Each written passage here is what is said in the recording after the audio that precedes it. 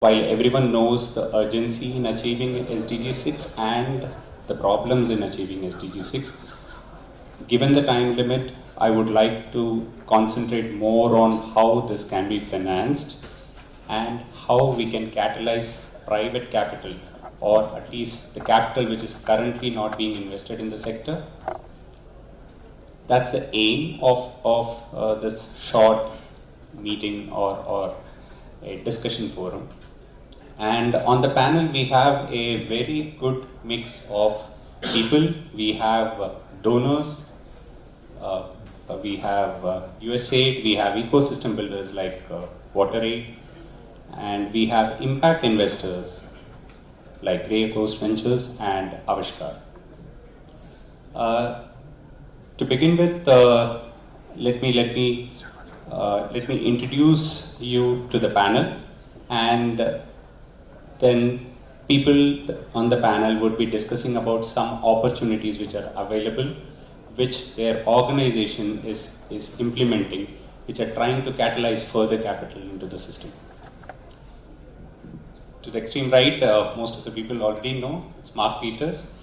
He's lead of WASH at USAID India, and close to 20 years of experience in probably all sectors, climate change, water resource management, and he would talk about some interventions which USAID is considering in this space. We have VK Madhavan, who is Chief Executive of WaterAid in India. WaterAid, as we all know, is focused on building a repository, and buying something from his own words, they're more focused on channelizing state capital, the government capital into the system. We have Shashank, who is an advisor at Grey Coast Ventures, and who, as an impact investor, had put in money in various enterprises in India, and who is also an entrepreneur. May not be related to the field, but does bring in a lot of experience and challenges which an entrepreneur faces in this system. We have Janvi from Avishkar, and Avishkar, as you're aware, has made few investments in the sector, and Janvi is here to contribute through by discussing some challenges which they have faced in identifying and deploying money in these sectors. Let's start with a short introduction, and I request every panel member to discuss about one or two interventions which you have already done in this sector. Mark? Thank you, Vinny. What I'll do briefly is sort of lay out how I see the opportunities and constraints within the sector, and then give some examples of how we at USAID are engaging in addressing those issues. And before getting to the specifics, I think we all have a background of the importance of water and sanitation, or you wouldn't have self-selected to be here. I think that the other thing that is always interesting to me, being an engineer and getting out of my lane and into more of the finance side of it, is that when you look at the numbers in terms of the benefits that come out of water and sanitation, WHO estimates the returns to be about $4.3 for every dollar invested. And a 400% return sounds good to anybody, right? That's the kind of thing we should be looking for. So why isn't money pouring into the sector? And for me, I think there are three reasons for that. The first is that there's a disconnect between the investors and the people receiving the benefit. The second is that the market isn't sufficiently well developed to have enough entrepreneurs for the investors to really have a pipeline of people to be feeding money to. And the last is that there isn't really a level playing field or an environment, and as much as I think the word ecosystem is sort of a soft and overused comment, there isn't really the ecosystem that encourages development. So I'll briefly speak to each of those three things in terms of what we're doing. And then my understanding is that after this we'll open it up for discussion. Is that right? Okay. So on the disconnect, we've worked with at a number of different layers of government over time.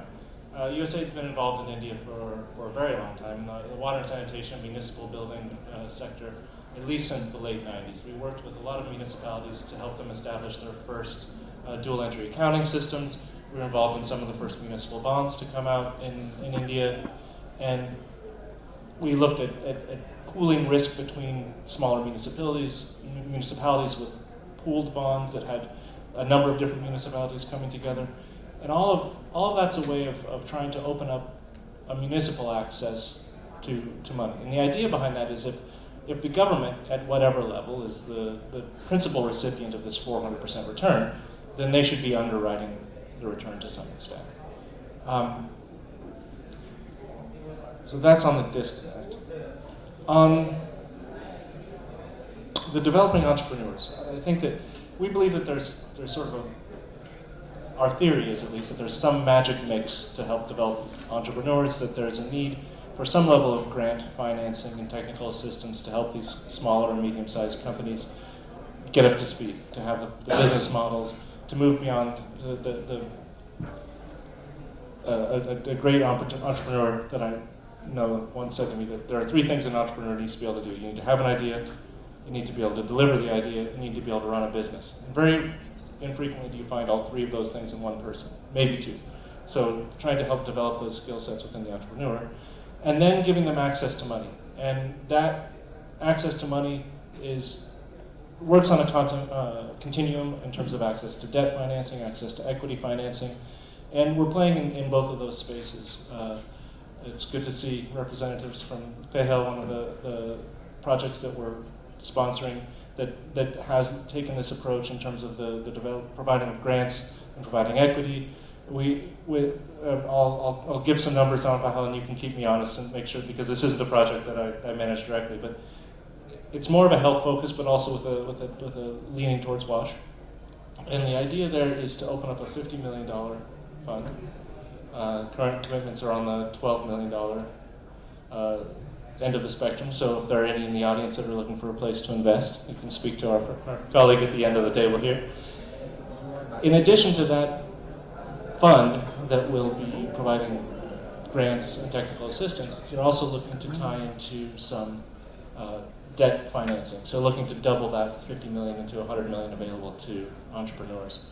And USAID can help underwrite some of the risk to that debt financing through something we call a development credit authority.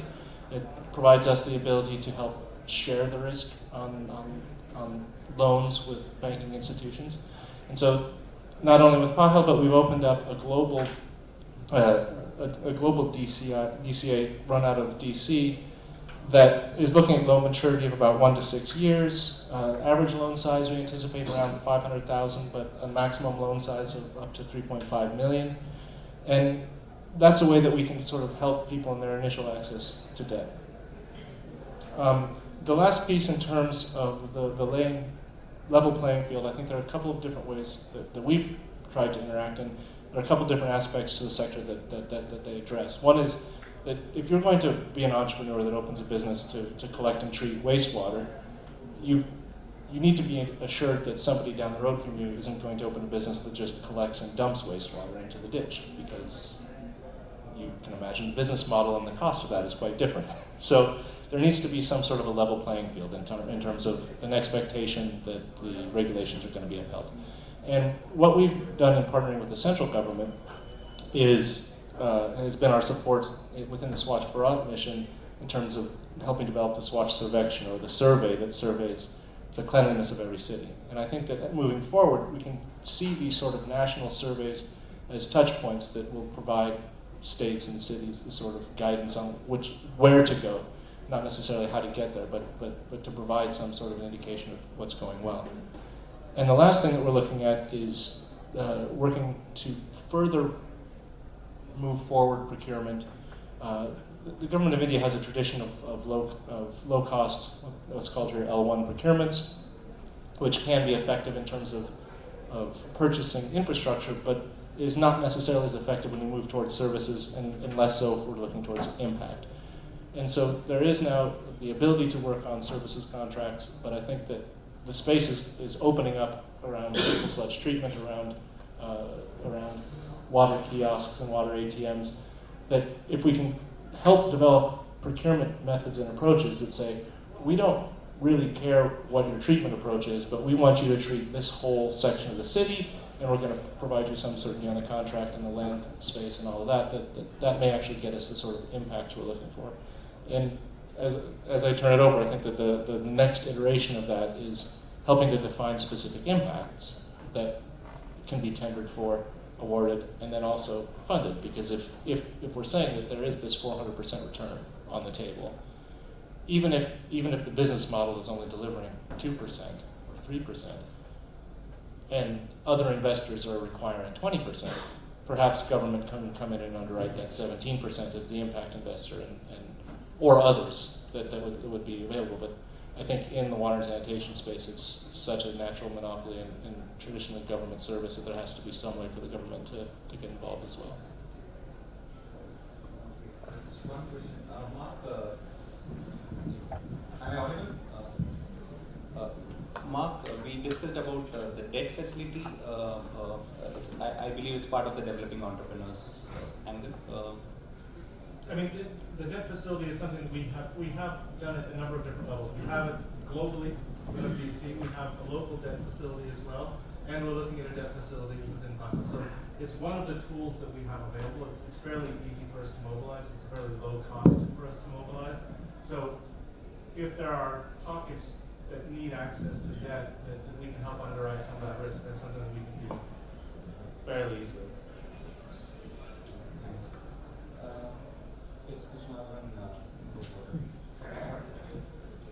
Thanks, Vineet. I'll sort of take off from where Mark just ended, but before going ahead, so ever since I was called to be on this panel, I've been grappling with this question of, here you have a room full of people who want to invest in the sector, and I couldn't find any good news to share with you.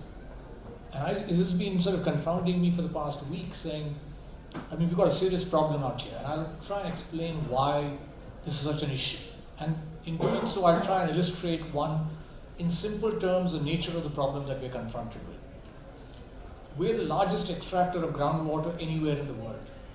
The extraction rate of groundwater in India is more than that of China and the US put together. You throw Pakistan in the mix, and we're slightly under. But it takes 3 countries to beat us at groundwater extraction. There's a Niti Aayog report. Niti Aayog used to be called our planning commission. There's a Niti Aayog report which says that in 2020, 2022, 20 of India's cities are going to run out of water. And the great thing about the Niti Aayog report is, for the first time, I'm not scared to quote any data because it's all a government source. So in one report, you've got all the bad news that you could potentially want on water, all summarized for you, and you have no problems about attribution at all.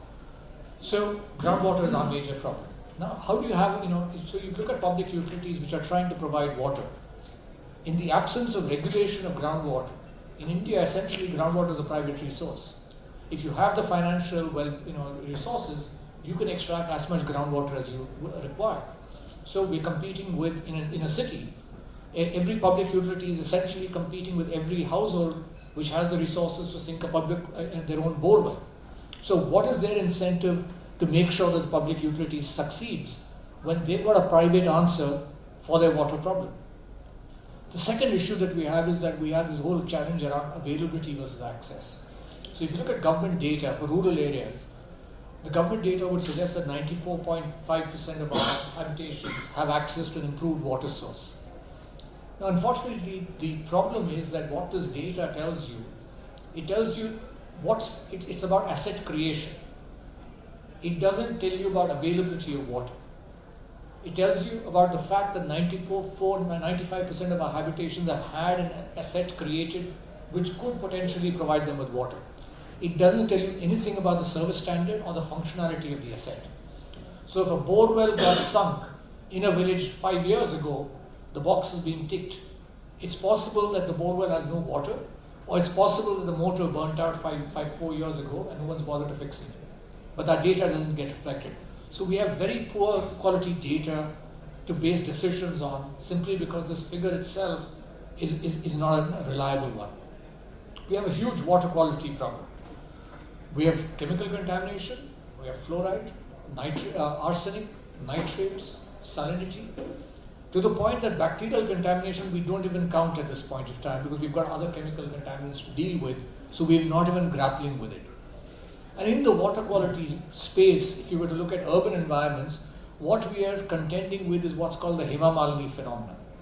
So for those of you who are not familiar with Indian film industry, Hema Malini is a film actress of yore. She retired some 30 years ago, but she shows up in the ad for a water purification system, and it's widely promoted. In a sense, what happened is, in the absence of reliable water quality testing, we have a market failure where everybody is installing reverse osmosis systems which reject between 50 to 60% of their water simply because they don't know otherwise, and they can afford the price that it takes to install a purification system.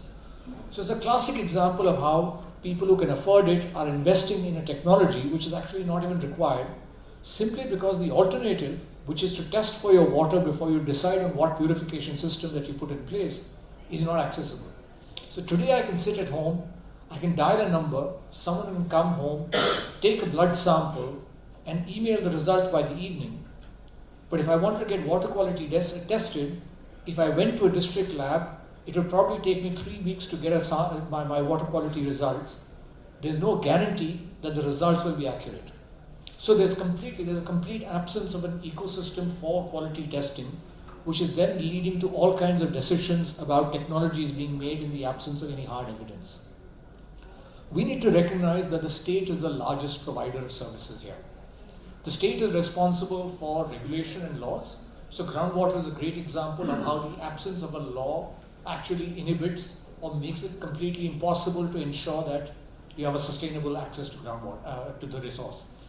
The second is the state has to invest in, public finance is required if you want to put in water lines, if you want to put in a water distribution system. So in some sense, the state is expected to be the largest investor in the infrastructure space. The state likes infrastructure because the state likes contracts. It likes the procurement system. The procurement system, like Mark said, is actually stacked against early stage entrepreneurs or new emerging technologies, simply because these technologies can't crack the procurement model. However, the state likes technology and likes to invest in infrastructure. But their problem is that you can't get private investors to invest in that space because our contract system is broken. If you have contracts, they aren't necessarily enforceable. And so there's a fear in the minds of investors that if they were to try and invest in infrastructure, they won't even be able to recover their cost. So till we start to fix the contract system and ensure that those contracts are enforceable, it's unlikely that you will see private capital flowing into infrastructure. You then left with operation and maintenance. Our problem is that we either subsidize water hugely or we make it available free of cost. So if you look at most parts of rural India, there are no meters at all. So forget at a household level. It's impossible to actually even get a sense of, is the state providing water and what's the extent of water that's being provided. So let's take the aspiration today. The aspiration is 40 liters per, the aspiration is 70, but we're currently still talking about 40 liters per capita per day in a rural household. Is there any way to prove that is actually being provided? The answer is no. Because in the absence of meters, what you have is someone taking what's the diameter of your tube well, assuming that the tube well is going to run for 24 hours in a day, and then dividing it by a population and trying to come up with a figure of what's your per capita availability of water. The reality is we have no meters. We also have no pricing. So if you look at Bangalore, for example, the cost of providing Bangalore with water costs the public utility 65 rupees per kiloliter. The price to the consumer, 6.5 rupees. So you're providing water at 10% what it costs the municipality to provide the water. But then that's not it. If you were to take Delhi, our capital, Delhi's non-revenue water rates are 53%. Now, if your non-revenue water is 53%, then you can imagine the extent of subsidy, because you're already subsidizing water. You're losing half the water that goes in through the system. How do you even manage to make some sense out of it? So I think while it's important to look at private investments in this space, I think at the initial couple of years, we might need to invest in getting better quality data, information, and to try and influence policy so that the ecosystem is right and ripe for investments to follow suit. To me, it seems that we will need to go through a couple of years of pain to get good data, good evidence, to create political incentives for the space to open up, for then investment to start to flow through. In the absence of that happening, you're likely to see smaller investments, but you won't get the scale that you would like to see. You could see smaller investments in the technology space, purification systems, low-cost purification systems. You could see innovations in collection of data, for example. But I think there's a need first to invest in making the ecosystem ready to accept investments. And for that, you need to provide the evidence to change policies and to create a political incentive for this change to happen. Thanks, Mr. Madhavan. Investing in data has always been the challenge in India, and particularly in water and sanitation. The government, while they have tried through all the Swachh Bharat Abhiyans and ODF Plus things, but in terms of data, we still lack that data, which is really important for an investor to make a decision, and I totally agree with it. Shashank, your turn. Thanks. I'm quite ready to leave the room after having heard everything that he said as an equity investor. So like he said, I'm part of Grey Ghost Ventures. I'm also an entrepreneur building a business that works on disability inclusion, which is as ridiculous as working on water and sanitation, I can tell you. But having said that, I think there are a couple of things about the investment opportunities in this space. I think saying that we are going to invest in water and sanitation is the same as saying I'm going to invest in India. It can mean much, but I can tell you as an investor, and Pradeep knows way more than me, it can actually mean nothing as well, right? So I think first of all, I think for equity investors, particularly of the stage that we are or whatever, I don't think this is the right table in many ways, because like he said, a lot of other stuff has to get done. But having said that, not only is Hema Malini, she was called Dream Girl, I think? Yeah, she was called Dream Girl, and she is one of the proponents of this water purification system. But Unilever is in the game as well, right? There's a company called Eureka Forbes, which not only is in water purification, but also runs the largest fleet of salespeople in this country, perhaps the most respected pool of talent that exists in this country. So can something be built? The answer is yes. Can it generate fantastic returns for a business like that? The answer is yes again, because it does for both of these two names and as well as it does for Kentaro, etc. I think the key point for investors is that we are going to invest in a highly thin sliver of this whole space. It's just very easy, perhaps even lazy, to say that we are going to invest in water and sanitation. Okay, that's just too high a goal to start thinking that we are going to influence. I think for equity investors, it's going to be a very small, highly niche service that works for whatever reason. It could be metering, for example, because it's much needed. Right? It could be purification, it could be whatever. Right? Depending on who you talk to, 70 to 90% of the water consumption is for non-individuals.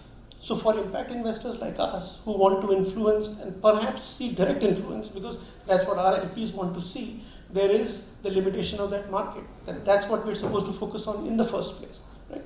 So I think that it would be inappropriate for somebody like us to take the kind of position and view of the sector that they are able to take. Of course, they've spent lifetime as an institution understanding and building all of this. I think as equity investors, we are going to play off the foundations that information, experience and expertise, as well as what people like USA and others are going to do to be able to build businesses that will deliver returns. About these businesses, I think we are going to see a lot of services, and at least I have this very industrial model where we think about a very non-Silicon Valley model, so to say, where you actually think about first seeing a viable service, right? So we need to see a viable service that somebody is delivering, and the state does it, or a quasi-state. We were talking about the state of Tamil Nadu, which is where I'm based, and Pradeep knows that very well as well, which is where, because you don't have piping, the entire city of Chennai is serviced by water tankers. So there is a service in place. You'd be surprised, but individuals pay for that, but they don't realize that they're not supposed to pay for it. It's supposed to be gratis, right? But it's just that behavior that they keep paying because there is an element of service delivery that's happening. That service delivery means that you got to be home at a certain point in time so that you can receive that water, right? And there are elements of costs and whatever. So there are very small niche areas where you are seeing pure market failure, okay? That I think is the only landscape from my very, very limited and superficial understanding of the place that is viable and relevant to us, right? The other I think is when we listen to people like them, we are going to get opportunities to figure out. So for example, data, right? And we were talking just a little bit before about 10 years ago, you couldn't stand where we are today. Now you're spoiled for the choice of Italian food that you want in half a kilometer here, okay, in Delhi. So I think that stuff is changing. I think if you see, for example, the LPG subsidy story, which the government touts, whether it's successful or not doesn't matter, right? Because what matters is the fact that it's got rolled out. What matters is the fact that we are playing with a very different infrastructure situation now than we were playing 10 years ago, right? And then if we are able to see our place in the sector. So I think as the biggest mistake that we would be anxious about as investors is to get mixed up and start thinking that we can truly influence and fundamentally alter the structure of the sector and all of that. I think we need to be very, very mindful and watchful. Once in a while there's going to be an entrepreneur. I hope as hell I'm standing next to her or him when that happens, but I don't know. But I want to be very, very mindful as I say that, because we have to search for our place very, very carefully.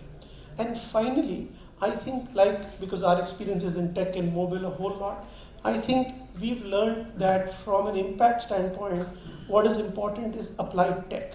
It's not tech that really changed the game. Whether it's mobile or it's tech, it's always the application of that tech which has changed.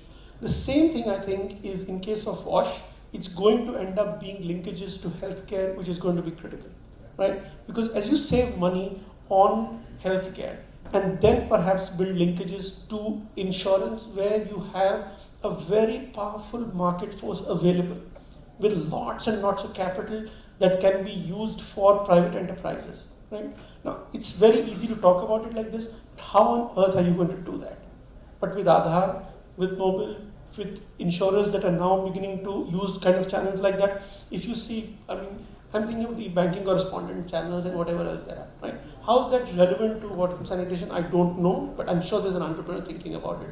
And hopefully I'll be next to him or her when they're ready. I don't know if this makes sense to anybody, but that's it from us. Shashank, one small question. Do you see a new trend emerging among the entrepreneurs?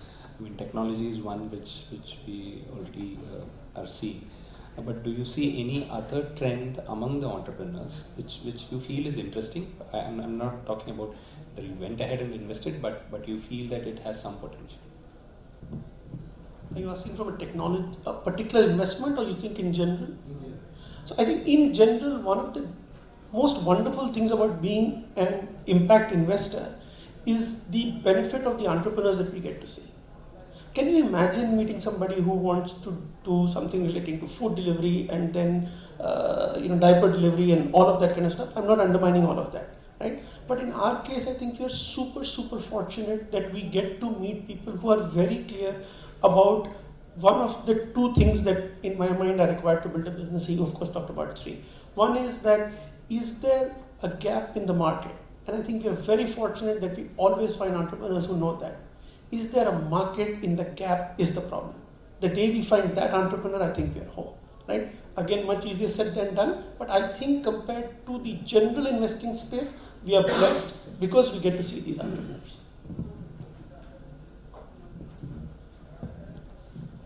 Thanks, Shashank.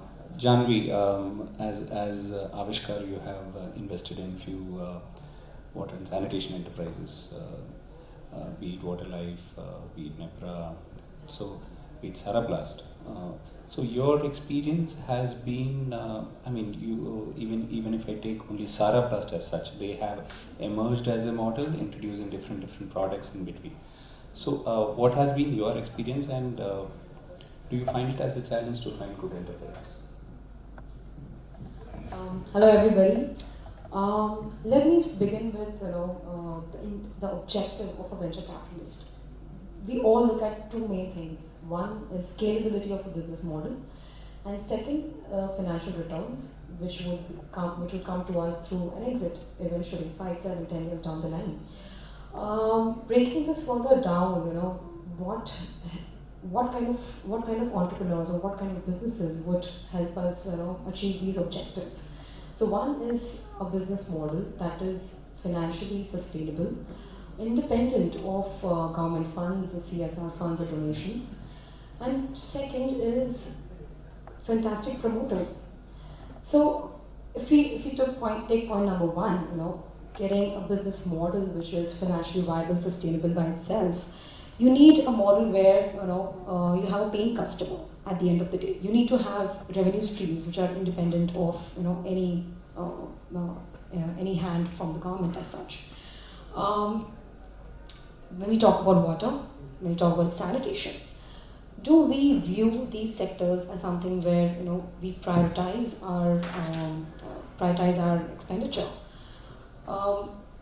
In India today, we are even in the bottom of the pyramid, or the middle class, middle income people. They are happy to spend extravagantly on lifestyle gadgets, goods, entertainment, high-speed internet. But when it comes to basic necessity like quality sanitation and hygienic water, we're not sure if this is a space where we could have paying customers. We have examples like Saraplast, but they're just a handful. Saraplast today is the largest player in portable sanitation in the country. But other business models similar to this or in this space itself are hard to find. Simply because we don't find a model where we have customers willing to pay. So that is an opportunity, that is a challenge as well, because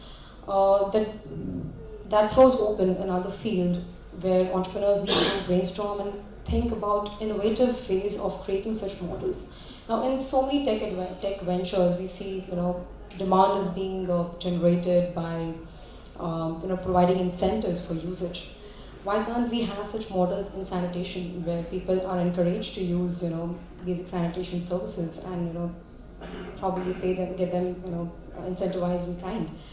I don't know. These are some thoughts, some challenges, some ideas can come out. I don't know. We are in this. We want to invest in this space. We are looking for interesting models, but it is like my co-panelists have also highlighted, hard to find. Moving on to the question about finding quality entrepreneurs, like I mentioned in a discussion some time back, sanitation is a shitty business and nobody wants to get into it.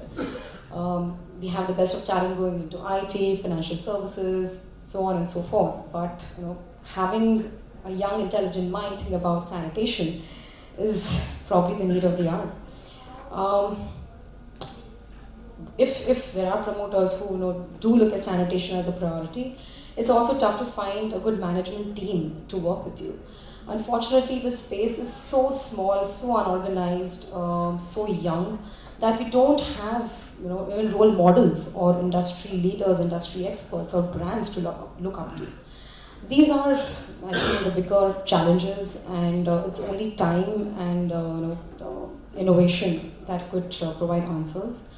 Again, talking about innovation, I think, which even Shashank highlighted, that there is a lot of potential for healthcare and sanitation to go together and provide some tech-enabled solutions. I think the three keywords that come top of my mind are IoT, big data, data analytics, and so on. And there's huge potential for predictive analysis of disease management, etc. That can be leveraged by the digital revolution that the country is going through and the lack of sanitation. So both of these can be viewed as a great opportunity in preventive healthcare. So, yeah. Sorry, I'm a little overcome by guilt. my default is to be optimistic, and I'm suddenly overcome by guilt that I left you all with a sense of doom. And I felt that I would have done a disservice to the sector if I hadn't given you with some concrete choices or options of where there are possibilities for investment. So here are three, and I'm going to split these into two. So one set of options where state is going to be the largest consumer in the short run at least, and some where we're already seeing demand, which are directly from consumers who want an end-to-end product. I'll start with the first, where state is the largest consumer. The government's aspiration as per SDG is to, SDG6 is to ensure piped water supply for every household. And the government has decided that by 2022, it wants to ensure that 90% of households in rural India will have access to piped water supply. What is this going to do? It's basically going to mean there's going to be a huge demand. I mean, so forget the service part of it, because that the state is still going to manage. But there's going to be a huge demand for meters, for sensors, which can do online monitoring of flow as well as water quality, leakage detection, and the software and the AI that's going to pull all of it together to provide small-scale firms which are providing water services to be able to manage the service more effectively. So the fact that government is desirous of ensuring piped water supply to every household, even if they don't do it by 2022, SDG6 requires the government to do it by 2030. We've got 12 years to get there. This is going to completely unleash a revolution in terms of looking at better sensors, metering, and leakage detection. The third is around either looking at resident welfare associations. So we have a very large number of resident welfare associations as well as what are called gated communities. Now, there's a new rule which has basically said that any new housing complex that comes up in India, which has more than 600 residents, has to put in place its own decentralized waste management solution. So all their waste has to be treated in situ, in their complex. And so there's a great potential at taking on these on a turnkey basis for resident welfare associations and saying, we'll manage your waste, we'll do an end-to-end solution for you to manage it. The other is that we are encountering that there's a huge gap in the ability of the state to finance the number of sewage treatment plants that are required. On the other hand, you have industries that don't have access to water. Because while the government has no regulation of groundwater by private individuals, the government is able to enforce controls on industry with regard to extraction of water. So you suddenly have industries which are finding that the cost of acquiring water is becoming prohibitive for them. And there's an opportunity for a market, which is that if you were to take 100,000 population and say, I'm going to take your waste, I'll invest in a sewage treatment plant, the water is mine. You then have a product that you can sell. And there's an example of it where a public sector undertaking in Bangalore, which did not have access to water, has essentially done the same thing. They took water from the municipality of all their waste, fecal waste. They took it from 100,000 population, said, connect your sewer line to us, we will invest in a sewage treatment plant. And they said the water is ours. They're using only a fraction of the water that they require for their non-essential purposes because they need it essentially for cooling, cleaning. It wasn't an input in their processes. And 70% of the water they're actually releasing into a lake, reviving the lake in the process. So you could potentially look at fecal sludge management, sewage treatment as a way to which you suddenly have access to another resource, water, which you could potentially sell to someone else. The third is to look at basically public utilities. That our public utilities are in a mess. It's a matter of time, 2 years, 3 years, because before the government wakes up to the fact that all our utilities are bleeding. And they're going to want people, one, who can do the analytics to identify where they're bleeding.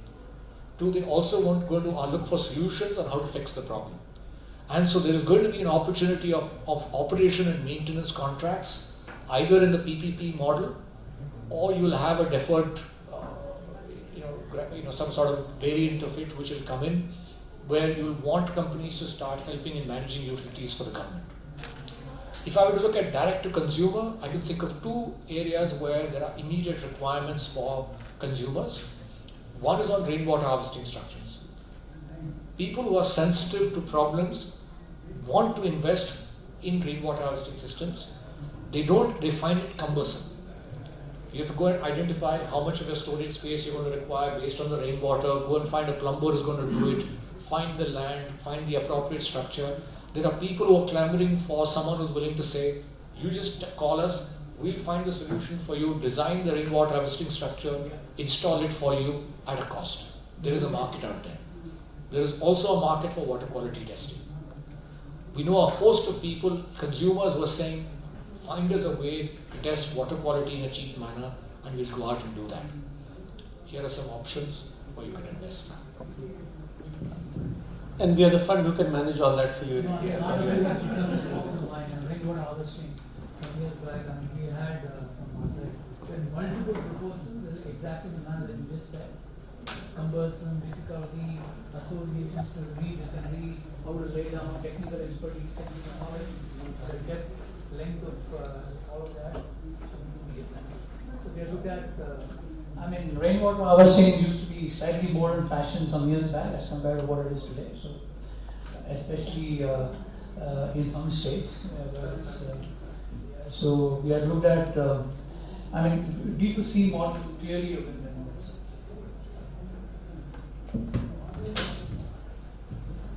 So good evening, I'm Preeti Sinha. I thought I'll intervene because I'm here representing the United Nations Water Supply, Sanitation and Collaborative Council. It's an agency of the UN which is actually its focal point on sanitation and hygiene. It's being kind of currently restructured and it's a great team there.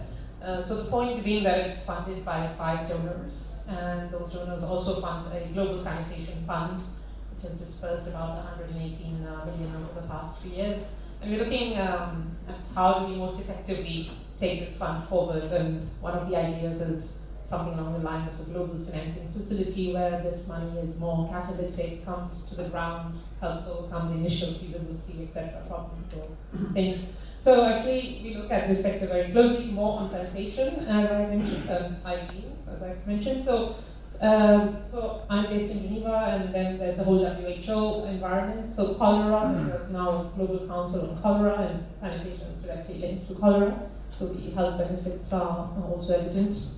And the most common model we're seeing at the moment for private capital is the microfinance facility. So people like Finnish Mondial, the Dutch, have been doing very successfully over the past years. Giving guarantees or money to microfinance institutions to further lend to people. There's a model of Actim, it's a Dutch pension fund which is trying to launch a sanitation bond, which is it's a bond in the sense that they will raise institutional money and invest in microfinance for sanitation. And we do follow water, though we are not the focal body, but we're just coming from an OECD blended finance conference. So again the whole discussion on utilities. So I think in both these fields, I'm also a big proponent of social entrepreneurs and how can they join along with investors to take part with the utilities. So it's an overall solution. So one company that I like was called City Taps. It's a French company, but basically it's trying to use the mobile to meter the tap that can meet the utility. Thanks. Yeah, I think. Yeah, sure.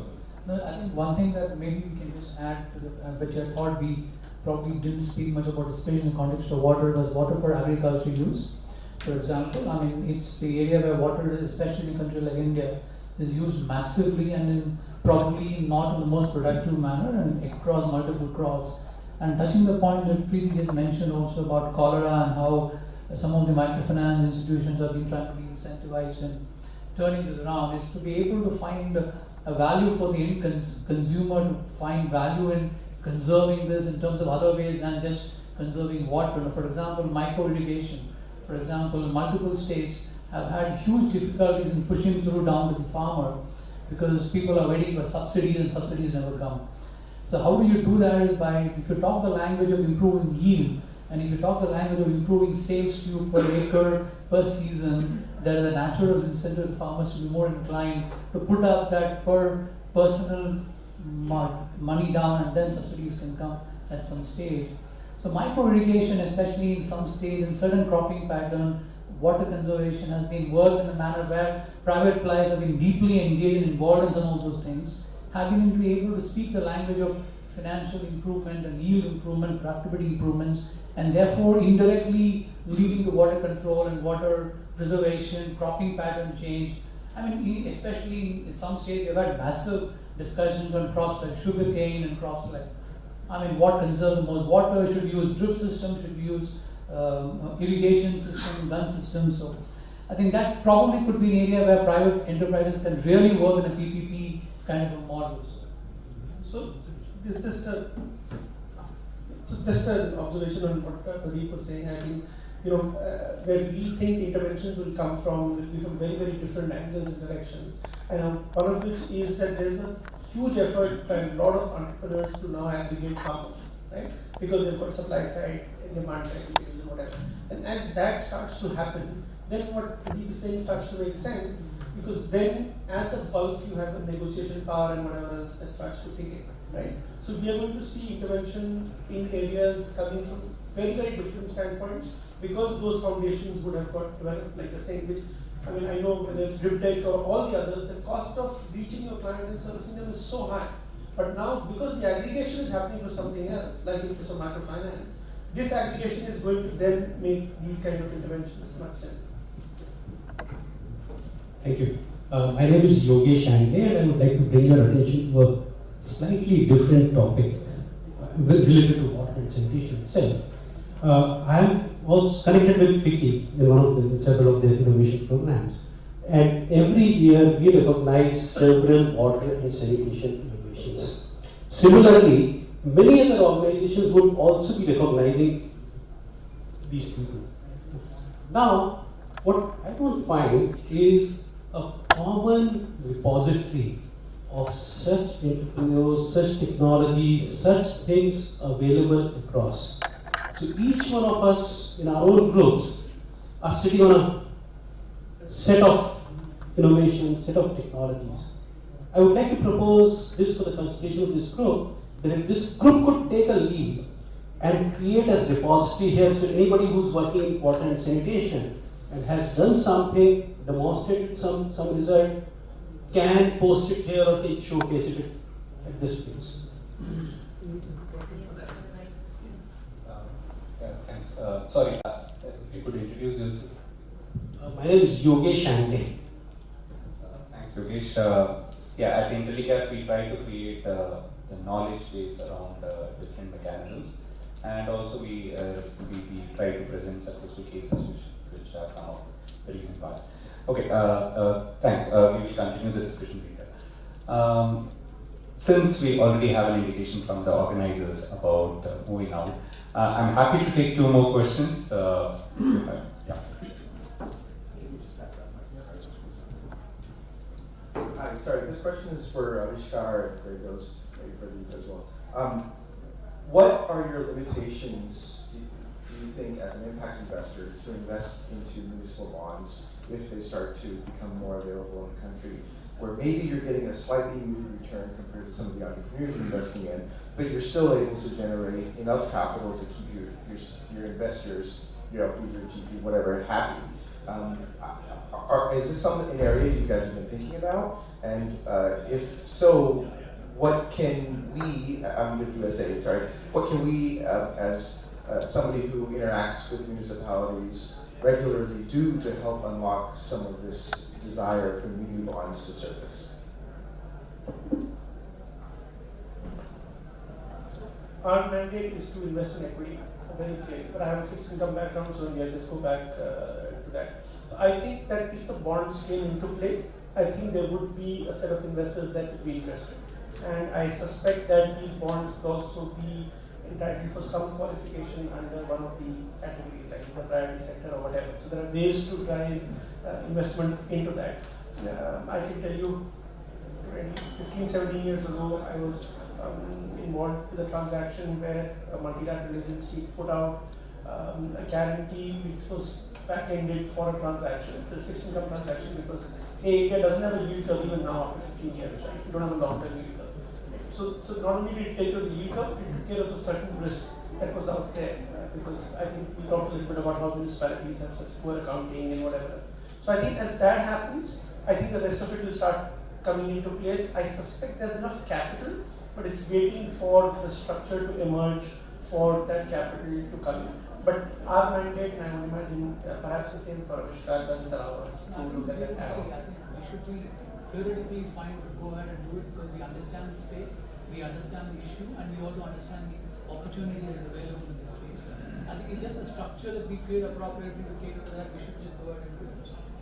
That should be feasible. And the rupee dollar will just kill us. I think that's a challenge that all of us will have to be able to return each dollar denominated. Just on this, Raghav from Asha, in fact, I think that the interesting way to structure MCBs or unibonds is to sort of have outcome-linked structures similar to dips and slips. So if it's use-specific bond, it becomes easier for me as an investor to underwrite, investing in that bond, especially if I know that my returns are linked to an outcome. Similar to IEOF, similar to what's happening in the UK, that could help generate some momentum from the market. And specifically the point that you raised, there are ULBs and municipalities within the country that are moving towards more electronic back-end systems, more traceability the ULB worker level, in fact, even for a specific issue. So those, if you have a list of those front-end unis, it might become easier to get this instrument off the ground. I propose VISAC, and I propose backing with Avishkar or somebody else, and us go actually have a conversation. Mark, Sure. Yes, please. We've had discussion. COIS is on one hand an investor, and on the other hand, innovative finance structure. And so we've had discussions with a large number of the largest insurance and pension funds in the world, and trying to understand what would they like that's more in the billion scale. And so I think these kind of instruments, if you can just guarantee 4 to 5% US dollar return, and therefore authorize beyond that the requirement to hedge it, plus take on USA some of the credit risk, then we can place it very significantly. And I'm not sure I would go too far in the impact bond structuring in this case. So, slightly different view, but one that I think is structurable. Okay, sorry, apologies. We might have to cut this short, but we can continue the discussion outside.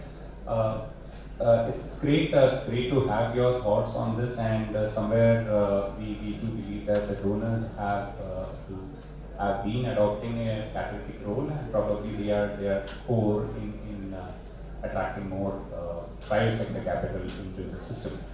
And we have also seen some emerging business models which are good, sustainable and investable. The idea is to identify and, as someone said, we need to project the successful case studies and learn from it. Thank you everyone, thank you panelists, it has been a great session. See you, thanks.